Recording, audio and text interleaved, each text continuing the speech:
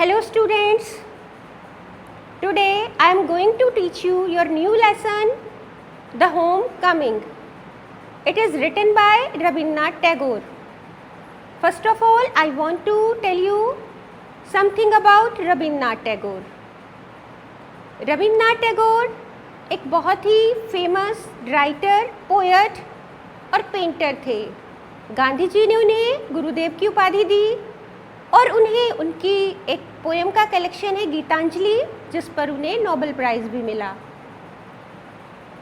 Homecoming, Homecoming का शाब्दिक अर्थ है घर आना। और घर आना मीन्स घर हम कब आते हैं या घर हम कब जाते हैं, जब छुट्टी होती है। तो ये जो आपका चैप्टर है होमकमिंग, इसका शाब्दिक अर्थ आप छुट्टी भी लगा सकते हैं, क्योंकि हम सब घर के लिए कितने तरसते हैं ये आपको इस चैप्टर से जानने को मिलेगा। This lesson describes the journey of पथिक, who is protagonist of this chapter. He spent all his life in search of home of his own, where he can find homely love and affection. इस chapter में writer इसके मुख्य पात्र पथिक के बारे में बताते हैं, जो अपनी ज़िंदगी एक प्यार और स्नेह को पाने के लिए बिताता है। लेसन शुरू होता है, आप इमेजिन करेंगे एक गांव है, बंगाल का गांव है। रविन्द्रनाथ टैगोर क्योंकि बंगाल के राइटर हैं, तो कहानी भी उनकी बंगाल के गांव से शुरू होती है। गांव में नदी है, नदी के किनारे सभी बच्चे खेलते हैं और पथिक बहुत ही मिस्चीवियस, बहुत ही शैतान बच्चा है। गांव के सभी बच्चे साथ में खेलते हैं नदी के किनारे और पथिक रिंग लीडर है, मतलब पथिक उनका नायक है। सभी बच्चे बहुत शैतान हैं और गांव में नदी के किनारे लोग बोट बनाते हैं और बोट बनाने के लिए लकड़ी की ज़रूरत होती है। तो वहाँ पर लकड़ियाँ पड़ी रहती हैं, तो वहाँ पर एक बहुत बड़ा लॉग है, लकड़ी का लट्ठा है जो नाव बनाने के लिए रखा हुआ है। एक दिन सभी बच्चे जब वहाँ खेलते हैं तो पथिक के दिमाग में शैतानी आती है कि क्यों ना इस लॉग को रोल कर दिया जाए और रोल करके इसको नदी में पहुँचा दिया जाए। जब इस लट्ठे का मालिक आएगा, वो देखेगा, वो परेशान होगा, तो हम सब क्लैपिंग करेंगे, हमें खुशी मिलेगी। ऐसी शैतानी उन सभी बच्चों के दिमाग में आती है और वो डिसाइड करते हैं कि उस लॉग को रोल कर दिया जाए।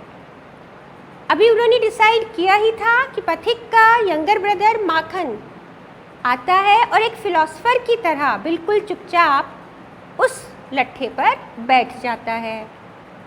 All the boys decided that Makhan should keep it माखन यहाँ से हट जाए, लेकिन माखन बिना एक शब्द बोले वहीं पर बैठा रहता है।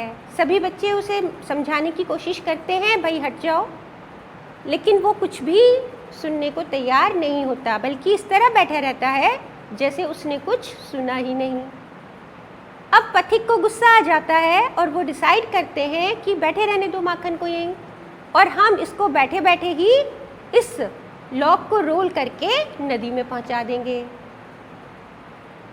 माखन बैठा है, बच्चे शुरू करते हैं अपना गेम 1 2 3 और शक्ति के साथ उस लट्ठे को रोल करना शुरू करते हैं। जैसे ही लट्ठे को रोल करते हैं, माखन गिर जाता है और चिल्लाने लगता है और एकदम से गुस्से में आकर पथिक के मुंह को नोच डालता है और रोते रोते घर चला जाता है।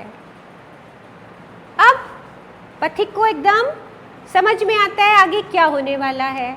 आप समझ सकते हो कि दोनों भाई खेल रहे हैं, छोटा भाई है, झगड़ा हो गया और वो रोते रोते घर पहुंचेगा, तो माँ क्या करेगी? ऑब्वियसली माँ पथिक को डांटेगी, फटकारेगी। अब पथिक चुपचाप वहीं नदी के किनारे एक घास का तिनका तोड़ता है और उसे चबाने लगता है और चुपचाप सोचने लगता है बैठा हुआ। तभी एक मिडिल एज मैन वहाँ पर आते हैं और उससे पूछते हैं कि चक्रवर्तीज कहाँ रहते हैं, चक्रवर्तीज का घर कहाँ है। मीन्स वो पथिक का ही घर पूछते हैं, क्योंकि पथिक का पूरा नाम है पथिक चक्रवर्ती। लेकिन पथिक अपनी सोच में गुम है और वो उसको क्लियरली कोई जवाब नहीं देता, बल्कि उसे इशारा करके बता देता है आप ऐसे चले जाइए, ऐसे चले जाइए, आपको मिल जाएगा घर। वास्तव में ये जो मिडिल एज मैन है ये चक्रवर्ती के मामा हैं, जो काफ़ी समय के बाद यहाँ गांव में आए हैं और इसी वजह से पथिक उनको पहचान नहीं पाता। वो व्यक्ति चले जाते हैं, तभी एक सर्वेंट आता है और पथिक को कहता है कि माँ ने तुम्हें बुलाया है। पथिक कुछ सुनने को तैयार नहीं है, जाने को तैयार नहीं है। तभी सर्वेंट उसे खींचते हुए लेकर जाता है। पथिक घर पहुंचता है और देखता है कि माखन बहुत ज़ोर ज़ोर से रो रहा है और माँ भी बहुत गुस्से में है। माँ पथिक को डांटना शुरू करती है, तुमने माखन को क्यों मारा। पथिक कहता है माँ सुनो तो, मैंने उसको नहीं मारा, माँ सुनो तो मेरी बात। लेकिन माँ कुछ सुनने को तैयार नहीं है और माखन भी माँ इसने मुझे मारा, माँ इसने मुझे मारा ऐसे चिल्लाता है।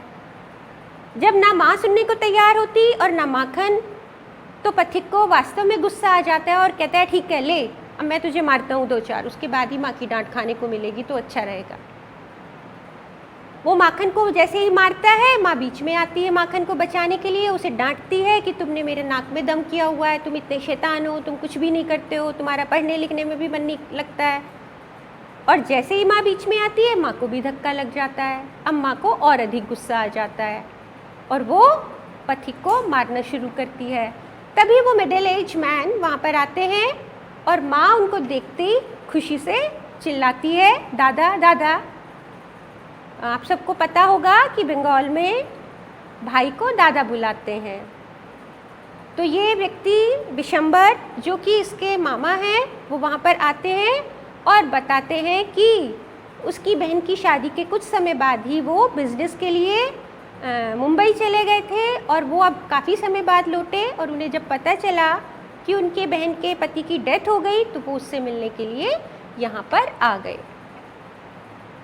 अब कई दिन मामा के आने के बाद बड़ी खुशी खुशी बीतते हैं। माँ बड़ी खुश है और मामा का वेलकम करती हैं, मामा का ध्यान रखती हैं और कई दिन बड़ी खुशी खुशी बीतते हैं। मामा दोनों भाइयों की एजुकेशन के बारे में पूछताछ करते हैं तो माँ बताती है कि पथिक बहुत ही शैतान है, बहुत ही न्यूसेंस है, उसने उनकी नाक में दम कर रखा है, वो बिल्कुल भी पढ़ने लिखने में ध्यान नहीं देता है। माँ चाहती है कि पथिक थोड़ा अपनी रिस्पॉन्सिबिलिटी को समझे, लेकिन पथिक क्योंकि बहुत शैतान है इसलिए माँ भी उसे हर समय धिक्कारती रहती है। तो मामा कहते हैं क्यों ना तुम पथिक को मेरे साथ कोलकाता भेज दो, वहाँ पर मैं उसे स्कूल में एडमिशन दिला दूँगा। अब माँ सोचती है ठीक है, वहाँ चला जाएगा तो मेरा थोड़ा सा बर्डन कम होगा, इसकी शैतानी से थोड़ी मुक्ति मिलेगी, और वो हाँ कर देती है। जब पथिक ये बात सुनता है तो उसे भी बहुत खुशी होती है। वो सोचता है कोलकाता तो बड़ा शहर है, यहाँ पे माँ की डांट खानी पड़ती है, चलो अच्छा है वहाँ पे जाऊँगा, बड़ा शहर है, अच्छा स्कूल मिलेगा, देखने को बहुत कुछ मिलेगा, और वो खुशी खुशी जाने के लिए तैयार हो जाता है। अब वो अपने छोटे भाई को अपना सब सामान, खेलने का जो भी उसका सामान है, खुशी खुशी देने लगता है। क्योंकि आप सब जानते हो कि जब आप घर में भाई बहनों की लड़ाई होती है, जब लड़ाई होती है तो एक दूसरे को मरने मारने पर उतारू हो जाते हैं भाई बहन, लेकिन जब वो लड़ाई ख़त्म हो जाती है तो फिर से वही प्यार दोनों के बीच में आ जाता है। और बड़ा जो भी होता है भाई या बहन वो थोड़ा उदार भी होता है, अक्सर अपनी चीज़ें छोटे से शेयर भी करता है। इसलिए अब माखन को वो अपना सब सामान देने लगता है और एक दिन अब जाने का टाइम आ जाता है। वो खुशी खुशी अपने मामा के साथ चला जाता है। लेकिन असली प्रॉब्लम शुरू होती है अब। जैसे ही मामा अपने घर पहुंचते हैं तो उसकी जो मामी होती है पथिक की, वो पथिक का बिल्कुल भी वेलकम नहीं करती, क्योंकि उसके पहले से ही 3 बेटे हैं और अब ये चौथा बर्डन उसके ऊपर, उसकी फैमिली में ये चौथा पर्सन ऐड हो गया, तो वो इसे बर्डन समझती है। राइटर बताते हैं कि एक 14 ईयर का जो बॉय है उसके लिए कितना कोप अप करना कितना मुश्किल है, क्योंकि उसे प्यार और स्नेह चाहिए, क्योंकि ना तो वो अब छोटा है, छोटे बच्चे को सब लाड दुलार करते हैं ज़्यादातर, और ना ही वो भी बड़ा हुआ है। बड़े लोग उसे बड़ा समझने लगते हैं और उसके प्रति थोड़ा लाड प्यार शो करना कम हो जाता है। लेकिन ऐसा बच्चा, उसे भी लाड प्यार की ज़रूरत होती है, और वो अगर लाड प्यार मिले तो कुछ भी करने को तैयार हो जाता है। इस समय क्योंकि वो किशोरावस्था में होता है तो उसके अंदर चेंजेस भी होने लगते हैं, उसकी आवाज़ भारी होने लगती है, वो देखने में, क्योंकि उसकी मूँछों के बाल आने शुरू होने लगते हैं, तो वो देखने में भी उतना प्यारा सा बच्चा अब नहीं लगता। तो इसलिए भी उसकी इस शारीरिक चेंज के कारण थोड़ा सा बदलाव आता है, तो लोग उसे प्यार की उस नज़र से नहीं देखते। राइटर कहता है ऐसे बच्चे यदि उन्हें प्यार किया जाए तो वो बिल्कुल एक पैट की तरह आपका सभी काम करने को तैयार हो जाते हैं, और यदि उन्हें प्यार ना मिले तो वो कितने परेशान रहते हैं। यही पथिक के साथ होता है। पथिक एक प्यार को ढूंढने के लिए, अच्छाई को ढूंढने के लिए शहर आता है, लेकिन यहाँ पर तो और अधिक उसे खराब वातावरण मिलता है। वो स्कूल जाता है तो स्कूल में भी एक बैकवर्ड बॉय है, क्योंकि वो एक विलेजर है और स्कूल में भी वो खुद को बहुत इन्फीरियर फील करता है। क्लास में भी वो किसी बच्चे को अपना फ्रेंड नहीं बना पाता। जब टीचर उससे कोई क्वेश्चन पूछते हैं वो आंसर नहीं दे पाता, और वो टीचर की भी मार खाता है। इंटरवल में भी वो अकेला खड़ा होकर आसमान को देखता रहता है और अपने गांव को याद करता रहता है कि मैं गांव में कितना लिबरल था, कितना स्वतंत्र था, कितना खुश था, और कैसे सभी बच्चों के साथ एंजॉय करता था।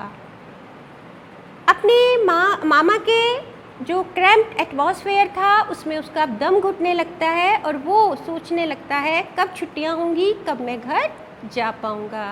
वो अक्सर मामा से पूछता है, मामा छुट्टियां कब होंगी, मैं घर कब जा पाऊँगा। लेकिन मामा कहते हैं कोई नहीं, छुट्टियां होंगी तो तुम घर जाना। एक दिन स्कूल में उससे बुक खो जाती है, तो कई दिनों तक वो पता नहीं पाता, अपना काम भी पूरा नहीं कर पाता, और जब एक दिन टीचर उसे डांटते हैं, मारते हैं, तो वो घर आकर बताता है कि उसकी बुक खो गई। तो मामी कहती है एक बार तुम्हें कितनी मुश्किल से मैंने बुक दिलाई, अब तुम्हें दोबारा कैसे दिलाऊं, तुम तो बहुत ही नालायक हो। वो बहुत अधिक डिप्रेस हो जाता है, और एक दिन उसे थोड़ा फीवर महसूस होता है। अब वो मन ही मन सोचने लगता है यदि मुझे फीवर हो गया, मामी मुझे फिर से कहेंगी तुम तो मेरे ऊपर बर्डन बन गए हो, फिर से मैं वो परेशान होंगी, मुझे भी परेशान करेंगी, तो क्यों ना मैं अब घर से चला जाऊँ। ऐसे ही बिना बताए वो घर से चला जाता है। शाम हो जाती है, वो घर वापस नहीं आता। मामा को बहुत फिक्र होती है, वो इधर से उधर ढूंढते हैं लेकिन वो नहीं मिल पाता।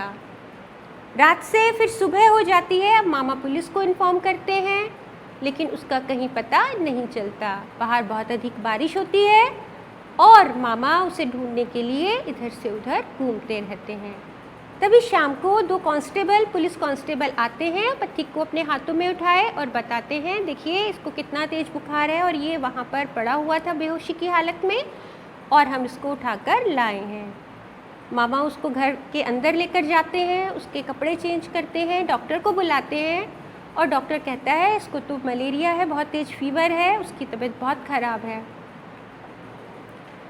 वो बेहोशी की हालत में है। मामा उसकी देखभाल करते हैं, उसे दवाई देते हैं, डॉक्टर उसे इंजेक्शन देते हैं।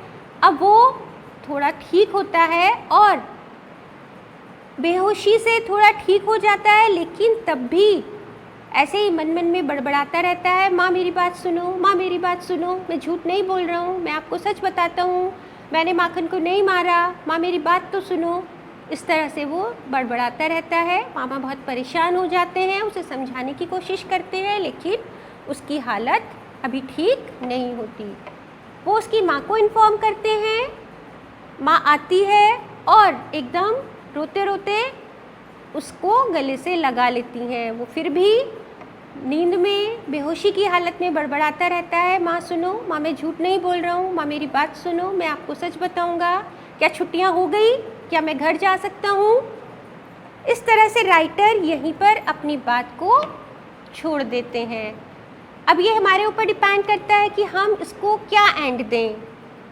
क्या हम समझें कि पथिक की हालत बहुत ख़राब है और उसका डिप्रेशन उसे मृत्यु की तरफ ले जाता है, या फिर हम ये समझें कि पथिक को अपनी गलती रियलाइज़ हो जाती है, अपने घर की इम्पोर्टेंस समझ में आ जाती है, अपनी मदर के प्यार की इम्पोर्टेंस समझ में आ जाती है, और मदर को भी अपनी बच्ची की इम्पोर्टेंस समझ में आ जाती है, घर की इम्पोर्टेंस समझ में आ जाती है। और हम ये आशा करेंगे, हम इसको यही एंड देंगे चैप्टर को कि पथिक अपने घर वापस जा पाएगा अपनी माँ के साथ, और अपनी गलती को, अपनी माँ के प्यार को रियलाइज़ कर पाएगा। यहीं पर कहानी ख़त्म होती है। Thank you.